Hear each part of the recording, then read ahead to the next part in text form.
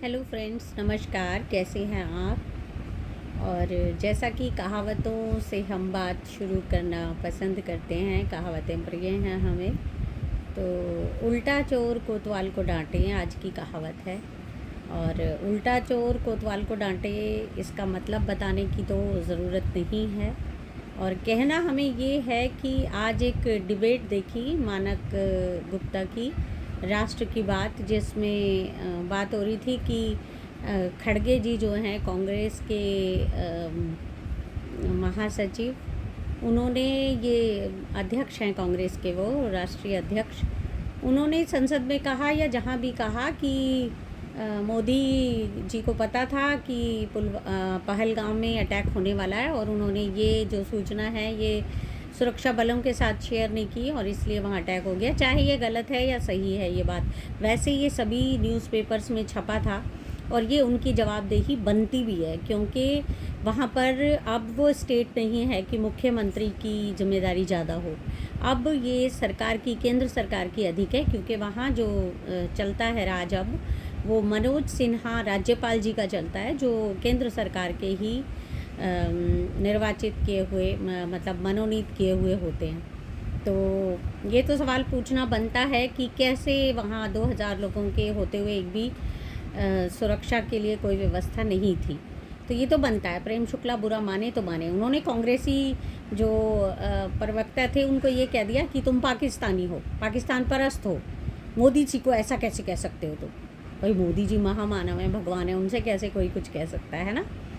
और दूसरी बात ये कि अगर वो पाकिस्तानी हैं भी तो मोदी जी को तो इस्तीफ़ा दे देना चाहिए, राजनाथ जी को भी इस्तीफ़ा देना चाहिए, अमित शाह को भी इस्तीफ़ा दे देना चाहिए, क्योंकि कोई पाकिस्तानी ये सब कर रहा है हमारे देश में और हमारी सरकार चुप बैठी है, तब भी वो नकारा सरकार है। तो प्रेम शुक्ला, तुम्हें मैं ये कहना चाहती हूँ कि फिर भी मोदी सरकार जो है वो निकम्मी है। अगर कोई पाकिस्तानी तुम्हारे सामने बैठ के बहस कर पा रहा है तो भी निकम्मी है। और बिल्कुल ये पूछा जाएगा कि पहलगाम में कैसे अटैक हो गया, कैसे इतने निर्दोष लोग जो हैं, नागरिक जो हैं, मारे गए, कैसे आपने शोर मचा रखा था कि कश्मीर में सब सही है, कश्मीर में आतंकवाद की कमर टूट गई है, ये सब तो पूछा जाएगा आपसे। और दूसरी बात ये है कि आप कहते थे घर में घुस के मारेंगे हम, ऐसा कहा था मोदी जी ने पिछली बार पुलवामा के समय, घर में घुस के मारेंगे हम।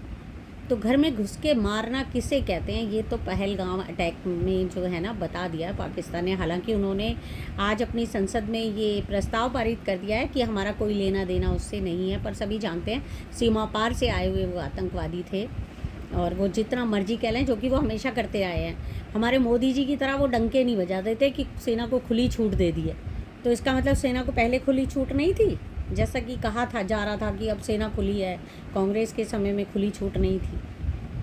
तो हमारे मोदी जी की तरह बातें नहीं बनाते हैं, वो चुपचाप काम करते हैं वो। तो घर में घुस के तो वो मार के गए हैं, किसी को बुरा लगे या भला लगे, और कह के भी गए हैं कि जाके मोदी को बता देना, तो कर ले मोदी जो करना है। और दूसरी बात यह है कि हिमांशी नरवाल, जो 6 दिन की विवाहिता थी, जिनके पति विनय नरवाल को वहाँ आतंकवादियों ने भून दिया, उनको अपशब्द कहे जा रहे हैं। अब ये कौन लोग हैं जो उनको उल्टी सीधी बातें कह रहे हैं, बहुत ही निचले दर्जे की बातें कही जा रही हैं। तो मैं ये पूछना चाहती हूँ अपनी सरकार से कि बुलडोज़र न्याय में जो विश्वास आप रखते हो, जो लोग हिमांशी नरवाल को उल्टा सीधा बोल रहे हैं कि पति को खा गई, मंगली थी, ये था वो था, उन लोगों के घर पे बुलडोज़र क्यों नहीं चल रहा? अगर आप चला दोगे एक बार ऐसे लोगों पे बुलडोज़र, जो एक पीड़िता को ही प्रताड़ित कर रहे हैं ऐसी ऐसी बातें बोल के, अगर एक बार ऐसे लोगों पर बुलडोज़र चल गया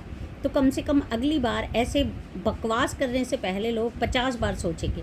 तो उन लोगों पर बुलडोज़र चला के दिखाइए ना आप, अगर आप बहुत ही मतलब बुलडोज़र न्याय में आपको सही लगता है और विश्वास रखते हैं आप बुलडोज़र जस्टिस में, तो चलाइए आप उनके घरों पर बुलडोज़र, जिन्होंने उल्टे सीधे कमेंट किए हुए हैं हिमांशी नरवाल की पोस्ट पर, क्योंकि उन्होंने ये कह दिया कि मुझे 2 भाई भी मिले, क्योंकि उनका ये कहना है कि हिंदू मुस्लिम ना करो, और बिल्कुल सही बात है, वो चाहते हैं कि हिंदू मुस्लिम हो, इसीलिए उन्होंने स्पेशली नाम धर्म पूछ के गोली मारी, ताकि लोग कहें कि देखो मुसलमानों को नहीं मारा, हिंदुओं को मारा सिर्फ। वो चाहते हैं भारत की आत्मा पर घाव करना।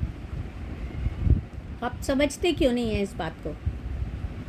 और जो लोग ऐसा लिख रहे हैं हिमांशी नरवाल की पोस्ट पे, उन लोगों को शर्म आनी चाहिए। थू है ऐसे लोगों पर जो खुद को भारतीय बताते हैं। ये भारतीयता नहीं है, ये हिंदुत्व नहीं है।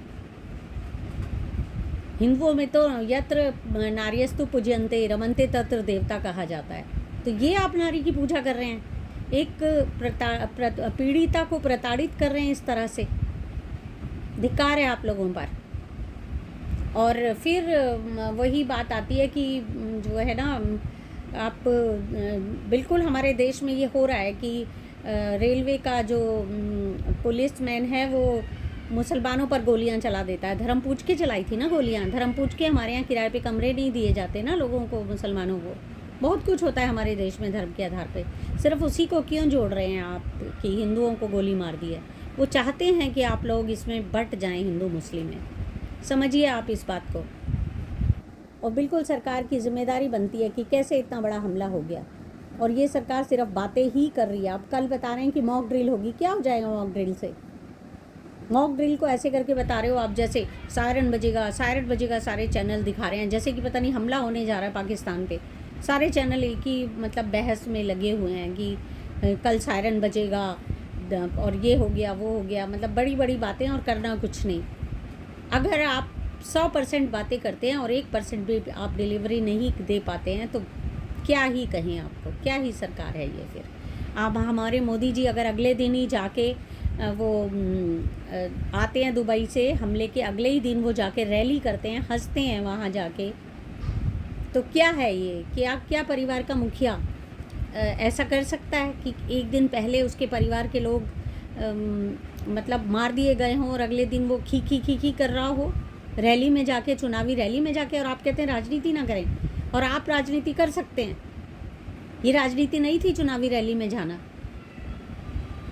बिल्कुल बेशर्म और निर्लज्ज हो गए हैं हमारे जो भाजपाई भाई हैं। छी है आप लोगों पे, थू है।